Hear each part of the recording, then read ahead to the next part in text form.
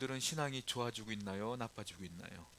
신앙생활 할 때 보면 사람들이 신앙이 좋아지기를 원하지 일부러 나빠지기를 원하는 사람은 없죠. 그런데 마귀는 우리의 신앙이 나빠지기를 원하기 때문에 여러 가지 시험도 주고 게으름도 주고 분노도 주고 우리 마음 가운데 교만도 주면서 우리 신앙을 자꾸 깎아내리죠.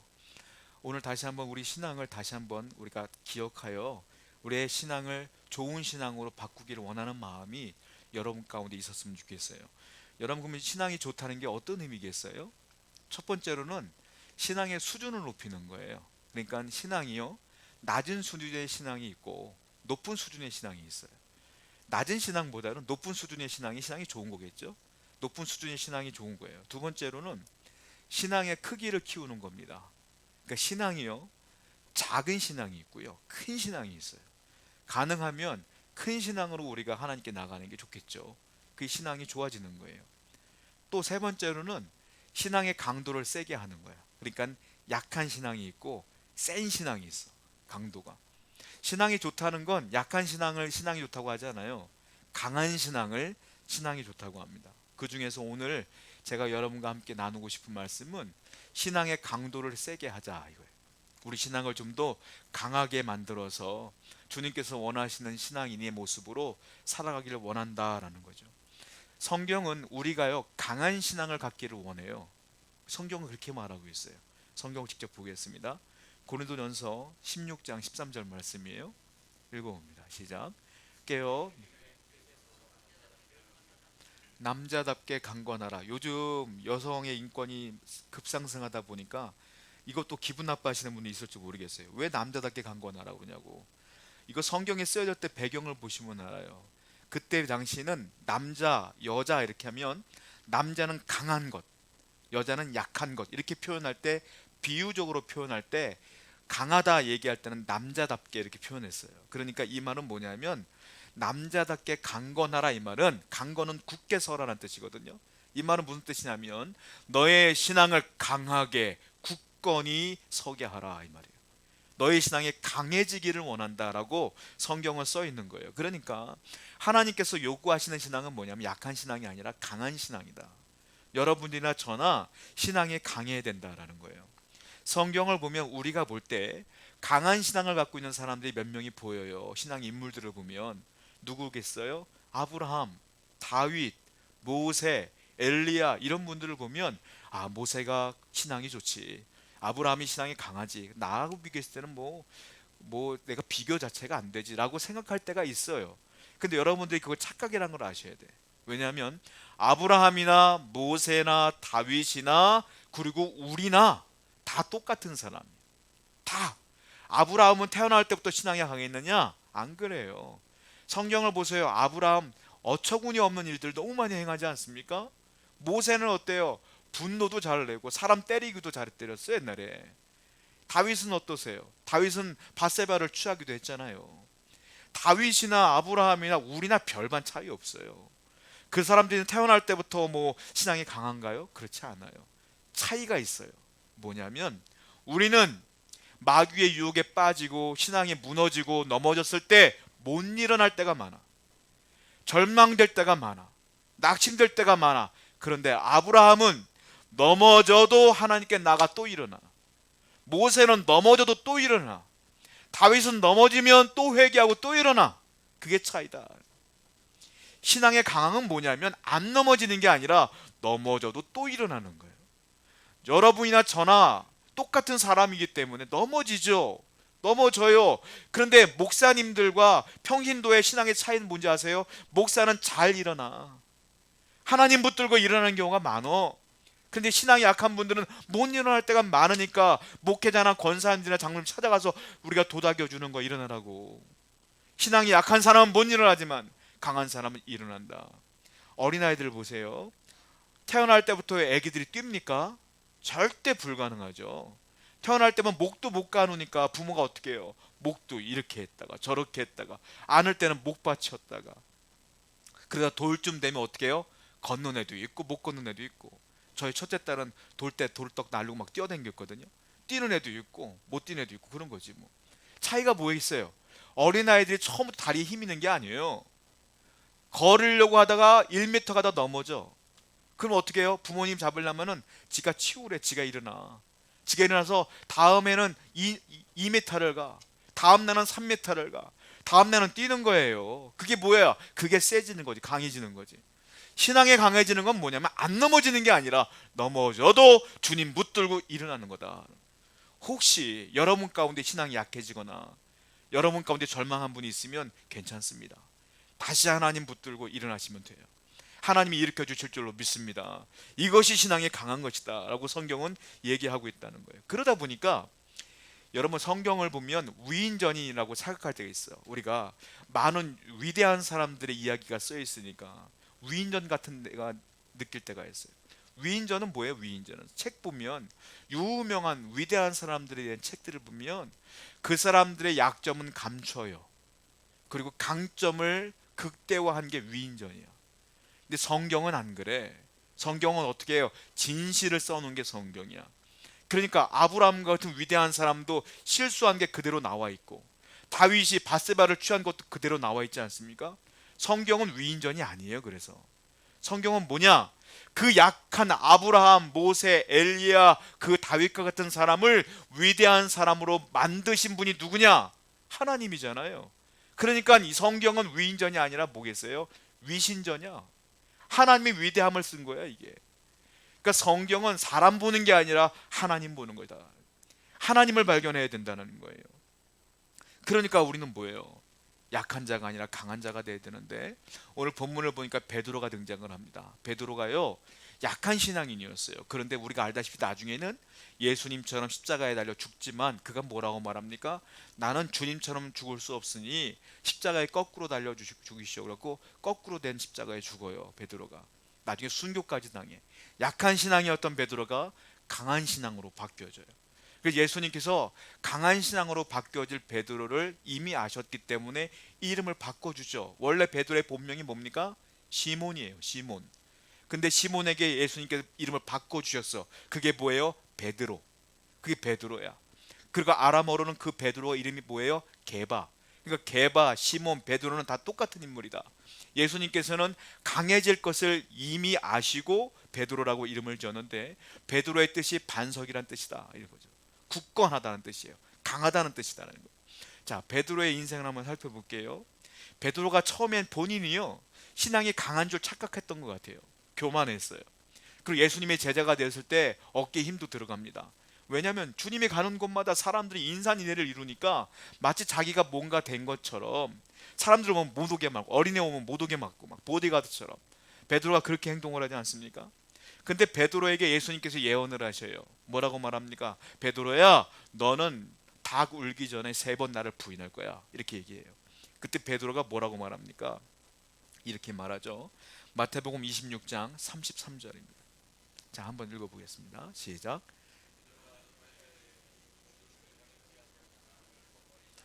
예수님 무슨 말씀이세요? 다 버려도 나는 안 버려요.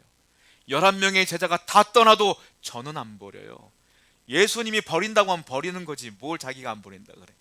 주님이 말씀하시는 게 맞는 거예요. 여러분들이 생각할 때 이건 아닌 것 같은데 그거 중요하지 않아. 주님이 그게 맞다고 하면 맞는 거잖아요. 하나님의 말씀이 맞지. 그 말은 무슨 말이냐? 베드로가 교만하다는 거예요. 예수님이 다 버린다고 했는데 너가 날 부인한다고 했는데 안 버린다고 지금 반박하는 거잖아요. 이거는 베드로의 자기도 모르는 사이에 예수님보다 자기가 뛰어나다고 착각을 하고 있는 거예요. 지금 교만한 사람의 특징이다. 교만한 사람은 주님 말씀 안 들어요. 교만한 사람은 말씀이 그렇게 얘기해도 그걸 그대로 받아들이지 않아. 어떻게 곡해해서 내가 유리한 대로 해석해. 그게 교만한 사람이요. 그 교만한 사람은 신앙이 약한 사람이다. 강한 신앙인이 아니다라는 거예요. 자, 그리고 어떻게 됐어요? 주님께서 그렇게 계속 말씀했고 또 성경을 또 읽어볼게요. 마태복음 26장 35절 또 호언장담하죠. 읽어보겠습니다. 시작.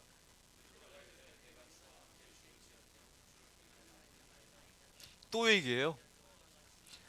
내가 주와 죽을지언정 떠나지 않습니다. 죽을지언정. 그랬더니 베드로가 그렇게 얘기하니까 11명의 제자가 기분이 나빠. 자기만 그렇게 얘기하니까 나머지 제자들도 뭐라고 말합니까? 나머지 제자도 그와 같이 말하더라. 다 안 떠난다고 얘기하고 있는 거예요. 다 신앙이 아주 강한 것처럼 주님은 다 떠난다고 했는데 자기들은 안 떠난다고 얘기하는 거예요. 이것만 봐도 이들의 신앙이 얼마나 약한가, 얼마나 교만한가가 드러나게 되는 거예요. 자, 그리고 목요일 날 예수님은 금요일 날 잡히시지 않습니까? 그리고 돌아가시잖아요. 그 잡히시기 전날 목요일 날을 성만찬식을 하셨죠. 그게 최후의 만찬이에요. 최후의 만찬을 하시고 예수님 어떻게 하냐면 만찬이 끝난 뒤에 겟세마네 동산에 올라가셔요. 그리고 세 명 데리고 기도했는데 세 명이 자잖아요. 그 장면이 목요일 날 일어난 거예요. 자, 예수님께서 마가의 다락방에서 목요일 날 성찬식을 여십니다. 성만찬식을 하시는 거예요. 거기서도 똑같이 말씀하세요. 다 버릴 것이다. 자, 그런데 베드로는 역시 그러지 않겠다라고 얘기합니다. 그 성만찬식이 진행될 때 가룟 유다가 거기를 떠나요. 떠나서 군사들을 불러서 데리고 오는 장면이 나오게 되죠. 그게 성만찬식에서 이루어지는 벌어지는 일들이라는 거예요. 성경을 또 봅니다. 마태복음 26장 58절이에요. 읽어봅니다. 시작. 베드로가 멀찍이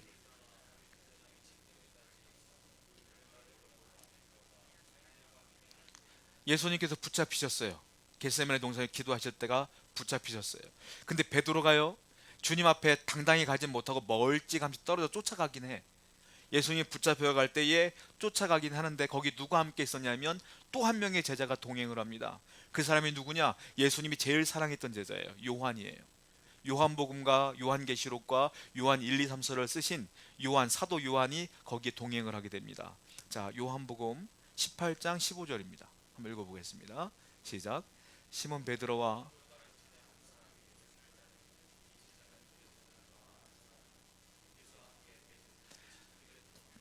또 다른 제자 한 사람이 예수를 따랐다 그랬잖아요. 또 다른 제자가 누구냐? 그가 요한이에요. 요한이 대제사장과 안면이 있어. 그래서 요한이 대제사장에 특별히 부탁을 합니다. 우리가 예수님 재판받는 곳에 들어갈 수 있게 좀 해주세요 라고 해서 대제사장이 베드로와 요한을 들여보내줘요. 그래서 베드로와 요한이 성전 뜰에 가서 예수님 저 앞에 재판받으실 때에 머물게 되는 거예요. 나머지 제자는 어디 갔을까요? 도망갔어요.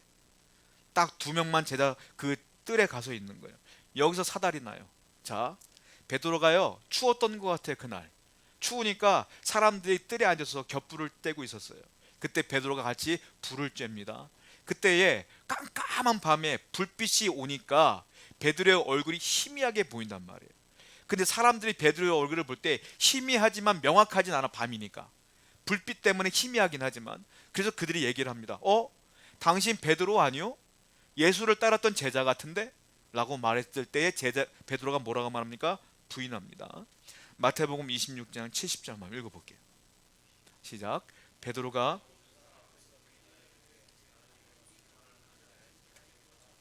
이거 어떤 대단한 사람이 물어본 것도 아니에요. 여종이 물어본 거예요. 당신 제자 아니요? 했을 때 나는 네가 말하는 게 무슨 말인지 모르겠어 라고 이 사실을 부인하는 거예요. 예수님을 부인하죠. 그때 조금 있다가 보니까 또 다른 여종 한 명이 또 얘기해요. 아무리 봐도 당신 베드로 같은데 라고 얘기해요. 그때 베드로가 또 두 번째 부인을 합니다. 마태복음 26장 72절이에요. 시작. 베드로가 맹세하고, 이번에 조금 더 강도가 세졌어요. 맹세까지 해. 맹세하면서 나는 진짜 아니야 라고 얘기해요. 두 번째 부인을 해요. 그랬을 때 사람들이 웅성웅성 대기 시작해요. 야, 정말 그러고 보니까 베드로 같은데? 라고 사람들이 집중하기 시작해. 근데 어떤 사람이 얘기해요. 당신 베드로 같은 말투가 갈릴리 사람 같은데 뭘? 라고 했을 때 베드로가 세 번째 부인을 합니다. 마태복음 26장 74절 읽어볼게요. 시작. 그가 저주하며, 이번에 맹세하니가 저주까지 해요. 누구를? 예수님을 저주하는 거예요. 저주까지 하면 난 모르겠다라고. 몇 번 부인했어요? 세 번 부인했어요. 그때 뭐라 합니까? 곧 닭이 울더라. 예수님이 닭을 울기 전에 세 번 부인한다고 했잖아요. 본인은 죽일지언정 아닙니다라고 했잖아요. 예수님 말씀대로 이루어졌어요. 여러분, 베드로가요 얼마나 많이 결심했겠어요. 나는 부인하지 않을 거야. 예수님한테 당당하게 얘기했어요. 나는 다 버릴지라도 주님 버리지 않아요. 설상 나 죽일지라도 주님 부인하지 없습니다라고 결단했어요. 근데 어떻게 됐어요?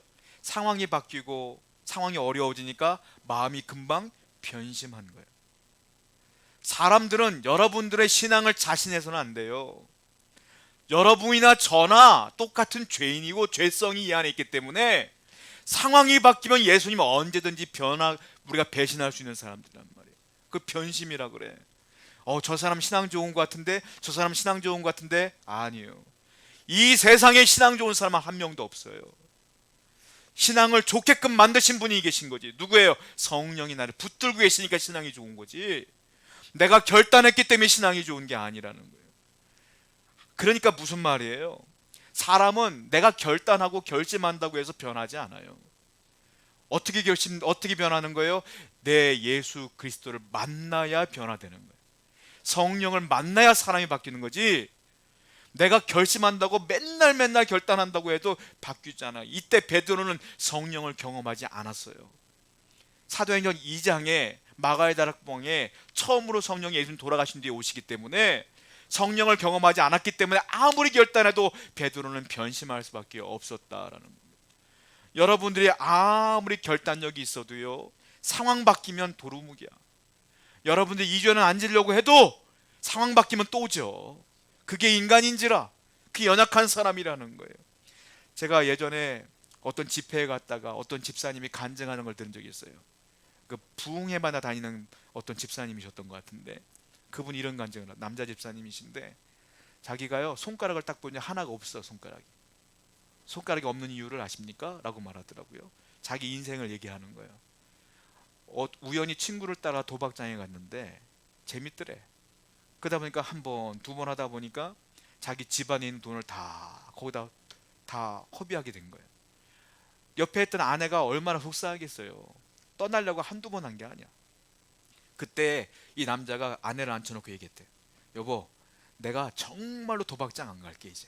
그리고요, 칼을 들고 와서 본인 손가락을 자른 거야, 그 사람이. 여러분, 그 와이프 앞에서 그 손가락 자른 그게 뭡니까? 그러니까 아내가 얼마나 놀랬겠어요. 손가락을 자른 내가 얼마나 결심했니까 보여준 거야, 이 사람이. 근데 놀라운 일이 벌어져요. 이 사람이 손가락을 자르고 일주일 만에 또 도박장을 갔다는 거예요. 사람이요, 손가락을 잘라도 결심해도 안 바뀌어. 그게 사람인지라. 근데 이분이요, 어떻게 바뀌었냐면, 이 아내 되는 분이 예수님을 잘 믿는 분이야. 이분이요, 기도하다가 이 남편에게 사정을 해요. 여보, 우리 교회 2박 3일 동안 부흥회가 있다는데 내가 당신과 살아주니 나와 함께 교회를 갑시다. 부흥회 참석합시다. 이 남자도 미안한 거라. 그러니까 미안해서 같이 갔다가 부흥회 가운데 하나님의 은혜를 받게 돼요. 말씀의 은혜를 받게 돼. 성령님을 만나게 돼. 예수를 만나게 돼. 그리고 그날부터 딱 끊었대. 여러분, 내가 손가락을 잘라도 안 끊어지는 게 예수 만나면 바뀌어지는 거거든. 사람이 아무리 결단해도요, 주님 만나지 않으면 변하지 않아요. 그러니까 강한 신앙인은 어떤 사람이냐면, 내가 예배 때마다, 말씀을 읽을 때마다, 기도할 때마다 예수님을 만나는 게 중요한 거다. 오늘도 여러분 예수님을 만나셔야 돼. 말씀을 통하여 위로를 받고 힘을 얻고 주를 만나야지 내가 변화되는 거 아니겠어요? 자, 베드로의 약한 부분이 여기 드러난다는 거예요. 베드로가요, 우리가 알다시피 변화됩니다. 그리고 나중에 예수님을 위해 복음을 증거하다가 십자가에 거꾸로 죽게 돼요. 순교하게 돼요. 예수님을 부인하면 내가 풀어주겠다라고 회유도 많이 받았지만 베드로는 끝끝내 순교당하게 됩니다. 여러분, 왜요? 베드로가 결단해서 그런 거예요? 아니에요. 성령이 이끌고 간 거. 어디까지? 순교의 자리까지. 끝까지 주님 배신하지 않도록 성령이 끌고 간 거예요. 이걸 신학적 용어로 뭐라고 말하냐면 성도의 견인이라 그래요. 견인 차 아시죠? 차 끌고 가는 거.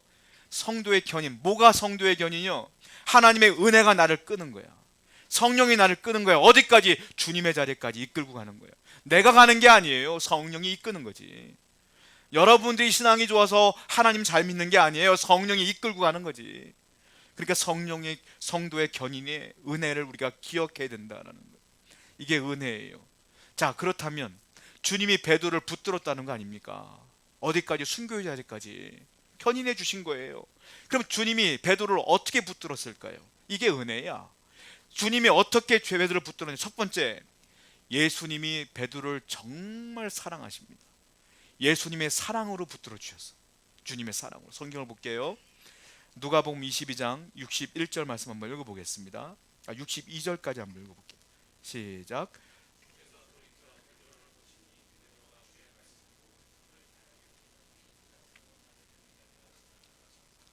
밖에 나가서 심히 통곡하니라. 자, 예수님이요 재판받고 있는데 아까 두 명의 제자가 있었다 그랬죠? 베드로가 불을 쬐고 있었고 요한은 거기에 없었던 것 같아요. 자, 두 명 있었는데 지금 예수님의 재판을 보고 있는 사람은 베드로예요. 예수님께서 뭐라고 말하니까 성경에 뭐라고 써 있어요? 닭이 세 번 울었을 때에 예수님이 뒤를 싹 돌아보셨어. 닭이 세 번 우니까 예수님은요, 거봐 베드로야 내 말이 맞지? 라고 지적하려고 본 게 아니야. 예수님은 베드로가 너무 신경 쓰인 거야. 닭이 딱 울자마자 예수님은 뒤를 돌아봤어요. 베드로가 보여. 그러니까 베드로가 걱정스러운 거야. 예수님은 아이고 저 녀석이 내 말대로 세 번 부인했을 텐데 실망하면 어떡하나, 절망하면 어떡하나. 사랑의 눈으로 예수님은 베드로를 바라보신 거예요. 그때 베드로는요 닭이 울자마자 예수님의 얼굴을 보자마자 울컥해. 베드로가 엉엉 통곡해. 주님 말씀이 맞았잖아. 그리고 정신을 차려보니까 내가 주님을, 그 사랑하는 주님을 세 번이나 부인한 거야. 그러니까 베드로가 어쩔 줄 몰라 하고 통곡하고 있는 장면이에요.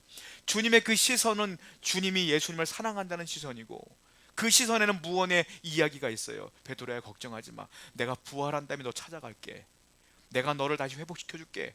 이 말을 베드로는 깨달은 거예요. 그 사랑 가운데에, 그 마음 가운데에 당연히 하나님의 은혜 가운데 왔어요. 그리고 예수님 부활하신 뒤에 베드로를 찾아가십니다. 베드로를 찾아가셔서 이상한 질문을 하시죠. 베드로야 네가 나를 사랑하니? 몇 번 물어봤어요? 세 번 물어봤어. 그때 베드로가 부끄러운 모습으로 뭐라고 말합니까? 이렇게 얘기하죠. 요한복음 21장 17절 볼게요.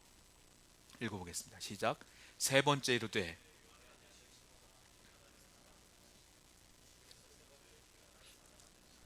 베드로가 근심하여 이르되 주님 모든 것을 아시오매 내가 주님을 사랑하는 줄을 아시나이다. 예수께서 이르시되, 이게 세 번째 질문이에요. 첫 번째는 뭐냐면 똑같은 질문을 했어요. 베드로야 네가 날 사랑하니? 베드로가 고개를 숙이고 얘기해요. 주님가 주님 사랑하는 거 주님이 아시잖아요. 그래 내 양을 먹여라. 조금 이따 주님 또 질문해. 베드로야 근데 너 정말 날 사랑하니? 근데 베드로가 얘기해요. 주님 사랑하는 거 아시잖아요. 그래 내 양을 쳐라. 세 번째 또 얘기해요. 네가 나 정말 사랑하니? 부끄럽잖아요. 베드로가 사랑합니다 했을 때 내 양을 먹이라 세 번 얘기했어요. 여러분 똑같은 얘기를 세 번 한다는 건 내가 말하면서도 민망할 것 같아. 세 번 부인했던 베드로, 이게 왜 세 번 질문했는지 아세요? 네가 나를 세 번 부인했으니까 마음이, 너가 양심에 어려움이 있지. 세 번 사랑한다고 고백해 다오 이 말이에요. 부인했던 베드로가 세 번 사랑의 고백을 함으로 회복시키기를 원했던 거예요. 주님은 베드로가 세 번 부인해도 끝까지 사랑하신 거야. 주님이 사랑하시니까 회복됐지, 주님이 베드로를 벌 줬으면 회복됐겠어요? 여러분들이 죄를 짓고 여러분들이 쓰러지고 넘어져도 주님 여러분을 지적하지 않아요. 이상하죠? 여러분 분명히 큰 죄를 졌잖아. 근데 벌이 안 줘. 하나님께서 여러분들의 인생을 망가뜨리지 않아. 왜 그럴까요? 사랑하니까. 여러분들이 죄를 져도 사랑하니까. 언제까지 돌아올 날을 기다리며 사랑하니까. 여러분 주님의 사랑이 나를 회복시키는 거예요. 주님이 나를 사랑하시기 때문에 내가 신앙이 견고해지는 것이다라는 거예요. 주님은 여전히 저와 여러분들을 사랑하심으로 붙들고 계심을 믿으시기 바랍니다. 두 번째, 베드로를 어떻게 회복시킬까요? 주님의 말씀으로 회복시켜요. 예수님 말씀으로. 자, 성경을 볼게요. 마태복음 26장 75절 시작. 이에 베드로가,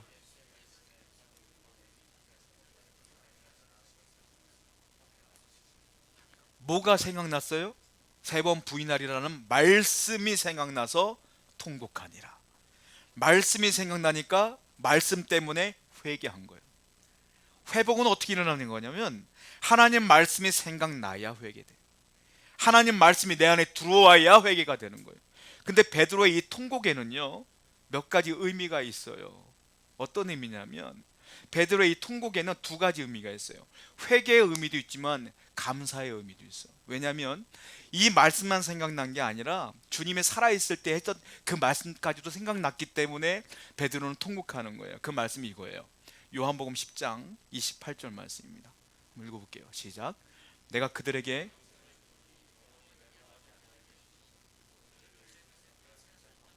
예수님께서 돌아가시기 전에 이런 말씀했거든요. 내가 그들에게 영생을 주겠다. 영원히 멸망하지 아니할 거야. 또 그들을 내 사랑하는 백성을 내 손에서 빼앗을 자가 없다. 마귀가 아무리 유혹해도 빼앗을 수가 없다라고 말했어. 그러니까 베드로가요, 주님 말씀 때문에 통곡하지만 또 한편으로는 감사해. 뭐가? 내가 이렇게 죄를 지었고 예수님을 3번이나 부인했지만 마귀가 아무리 나를 죽이려고 하지만 주님 손에 있는 나는 빼앗길 수 없겠구나, 나는 괜찮겠구나 라는 생각에 또 감사한 거야. 여러분, 말씀이 사람을 회복시키는 거예요. 하나님 말씀이 회개케 하고 하나님 말씀이 내게 힘을 주는 거예요. 어떻게 일어나요? 넘어진 자가 어떻게 일어나요? 말씀이 생각나야 일어나는 거예요. 그러니까 여러분들 하나님 말씀을 사랑하시고 예배 때마다 들려지는 그 말씀을 기록하다가 또 묵상하며 그 말씀대로 살아가기에 애를 쓰셔야 된다. 그 말씀이 나를 살린다. 또 보세요, 주님이 승천하실 때 주신 말씀도 있어. 마태복음 28장 20절 말씀이에요. 읽어보겠습니다. 시작. 내가 너에게 볼지어다 내가 세상 끝날까지 너희와 어떻게 한다? 항상 함께 있으리라. 이거는 베드로뿐만이 아니라 우리한테 하신 말씀. 주님은 지금도 여러분과 함께 계셔요. 눈에 예수님이 안 보이죠? 지금 누구를 통해서 함께 하시는지 아세요? 성부, 성자, 성령님이 나와 함께 하시는 거예요. 성령이 내 안에 내주하시는 거예요. 여러분들이 어떤 죄를 짓든지 간에 양심의 가책을 주시는 거예요. 성령이. 야, 이건 죄인데, 내가 잘못된 길로 가면 이건 아닌 것 같은데, 성령이 이끄시는 거예요. 주님이 끝까지, 천국 가는 그날까지 여러분과 함께 하님을 분명히 믿으시기 바랍니다. 그래서 우리는 일어날 수가 있다라는 거예요. 세 번째, 베드로가 어떻게 회복됐느냐? 예수님이 여전히 베드로를 위해 기도했기 때문에 예수님의 기도로 회복돼요. 자, 성경을 볼게요. 누가복음 22장 31절부터 32절입니다. 시작. 시몬아, 시몬아, 그러나 내가 너를 위하여 내 믿음이 떨어지지 않기를 기도하였노니. 사탄이 시몬에게, 베드로에게 계속 유혹했다는 거예요. 믿음을 떨어뜨리기 위해서. 그런데 누가 대신 기도했어요? 베드로는 기도 안 했어요. 누가 기도했어요? 예수님이 대신 기도해 줬다 이거예요.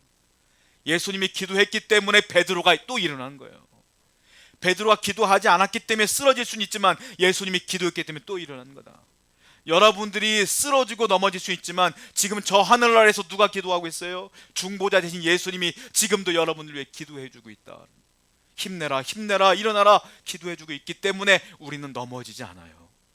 우리는 쓰러지지 않아. 넘어질지라도 의인은 7번 넘어져도 8번 일어나는 거예요. 할렐루야. 이 사실을 분명히 얘기해야 돼요. 여러분이 신앙생활 할 때 성경 옛날에 잘 읽다가 못 읽을 수도 있고, 예배가 옛날에 뜨거웠다가 내가 안 뜨거워질 수도 있고, 기도 내가 1시간씩 하다가 10분도 못 할 때도 있고, 한 번도 못 할 때도 있겠지. 그렇다고 주님이 여러분 버리지 않아요. 지금도 여러분들이 신앙이 강해지기를 원하시는 주님께서는 말씀을 여전히 주시며 기도하시며 일으켜주기를 원하시기 때문에 그 주님을 붙들고 일어나야 된다라는 거예요. 자, 또 한번 말씀 읽어볼게요. 로마서 8장 34절입니다. 시작. 누가 정죄하리요? 다시 살아나신 이는 그리스도 예수시니. 자, 보세요. 다시 살아나신 이는 그리스도자. 돌아갔다 부활했다는 거잖아요. 자, 예수님이 살아계실 때만 기도했느냐? 아니에요. 부활하신 뒤에도 지금도 우리를 위하여 간구하고 계시다 이거예요. 지금도 하늘 아래서 우리를 위해서 기도하고 계시는 분이 우리 주님인 것을 기억해야 되는 거예요. 제가 그림 하나 보여드릴게요. 그림을 보겠습니다. 이 그림은요, 저기 써있는 대로 스페인의 화가 엘 그레코라고 하는 분이 쓰신 건데, 그림을 제가 설명해 드릴게요. 왼손에 열쇠꾸러미가 있죠. 이분이 베드로예요. 열쇠꾸러미가 있는데 예수님께서 베드로에게 이렇게 얘기했어요. 내가 너에게 천국의 열쇠를 주겠노라. 그래서 이분이 그 천국의 열쇠를 표현한 것이 저거예요. 베드로. 또 하나, 베드로의 눈빛을 보면 왠지 애잔해 보이지 않습니까? 가만 자세히 나중에 보시면 알겠지만 눈물이 그렁그렁해요, 눈에. 왜 그러냐면 자기가 예수님께 부인했던 세 번이나 부인했던 것, 그리고 주님이 날 용서해 주신 것, 이 복합적인 감정 때문에 하나님께 감사하는 마음으로 저렇게 하늘을 바라보고 있는 거예요, 베드로가. 그리고 또 하나, 손에 깍지를 끼고 있잖아요. 지금 어떤 의미냐면 내가 결단해서 내가 회복된 것이 아니라 주님이 나를 붙들어 주셨기 때문에, 이렇게 붙들어 주셨기 때문에 내가 회복되었노라 라고 감사하는 표현으로 저렇게 그림을 그려놓으신 거예요. 됐습니다. 여러분, 베드로뿐만이 아니라 저나 여러분이 똑같지 않습니까?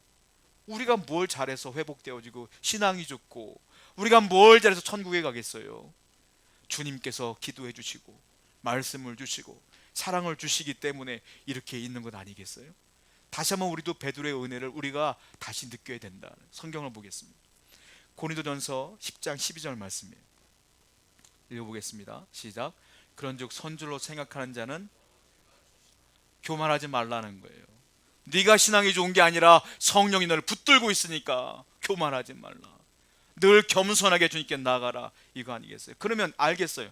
아, 주님의 사랑으로 내가 회복됐구나. 주님의 말씀이 나를 회복시켰구나. 주님의 기도가 나를 이끌고 있구나. 그럼 난 가만히 있으면 될까요? 나는 가만히 있으면 그냥 잘 될까요? 아니에요. 성도인 우리도 해야 될 게 있지. 뭘 해야 될까요? 제가 우리 애들 2명을 키우는데 우리 애들은 기억도 못할 거예요.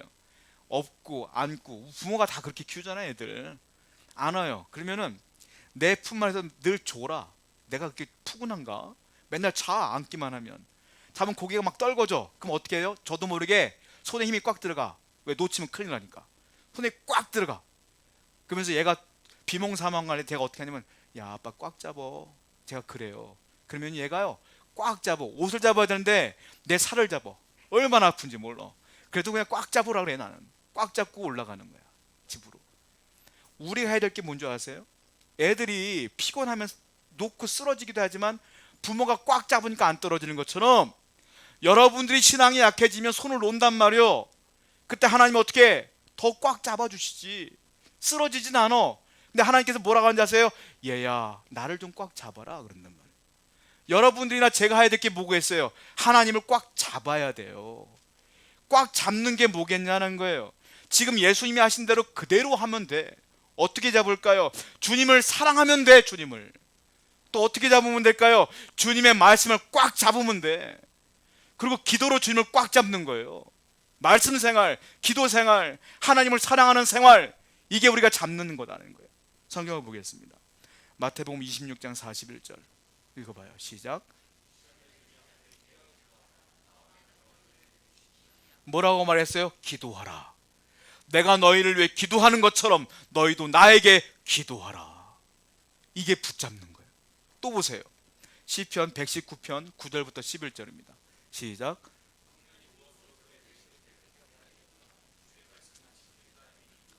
내가 전심으로 주를 찾았사오니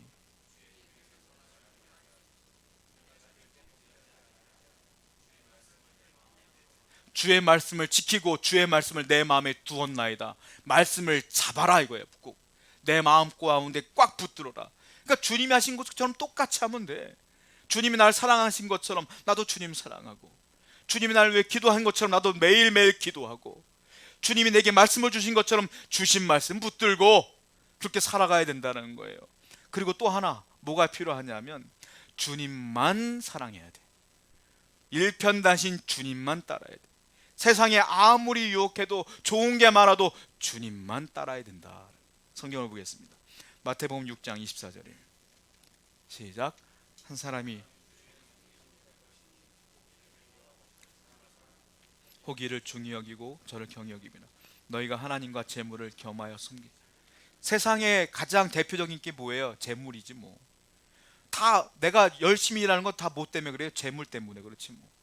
내가 열심히 일하는 건 집 넓히려고 하는 거죠 뭐. 다 재물이에요 결국은. 그러니까 두 주인을 섬길 수 없다. 무슨 말이냐? 하나님께 열심을 다하면 하나님이 재물을 주셔요. 그건 감사하게 쓰면 돼. 근데 내가 하나님을 업신여기고 재물만 따라가면 안 된다는 얘기를 하시는 거예요.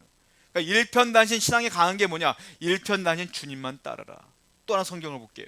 그 의미의 성경이에요. 마태복음 6장 33절 시작. 그러니 그러니까 너희는 먼저 그의 나라와 그의 의를 구하라. 그리하면 이 모든 것, 즉 재물, 세상의 것들은 내가 필요할 때마다 줄게 이거예요. 우리가 먼저 그의 나라, 그의 의가 뭐예요? 나라가 뭐예요? 나라. 대한민국이라는 나라는 뭐예요? 암흑의 대통령이 통치하는 곳이 나라잖아요. 암흑의 임금이 통치하는 곳, 즉 그의 나라는 것은 하나님이 통치하는 나라, 즉 하나님의 통치 가운데 있어라 이 말이에요. 이게 그의 의를 구하라. 하나님이 좋아하는 것, 하나님이 원하는 것, 그것을 따라 행하라 이거예요. 그러면 나머지 것들 하나님이 책임져 주시겠다 약속했기 때문에 우리는 오늘도 이 말씀대로 따라야 된다. C.S. 루이스라고 하는 기독교 변증학자가 이런 말을 한 적이 있어요. 천국을 지향하면 세상의 모든 것을 덤으로 얻을 것이다. 그러나 세상을 지향하면 둘 다 잃고 아무것도 얻지 못할 것이라 그랬어요. 우리는 하나님 말씀을 따라야 돼요. 그래야 할 때 하나님이 모든 걸 주실 줄로 믿습니다. 이제는 변심하지 아니하고 배신하지 아니하고 주님만을 따르기로 결단하는 여러분 되기를 축원드립니다. 함께 기도하겠습니다.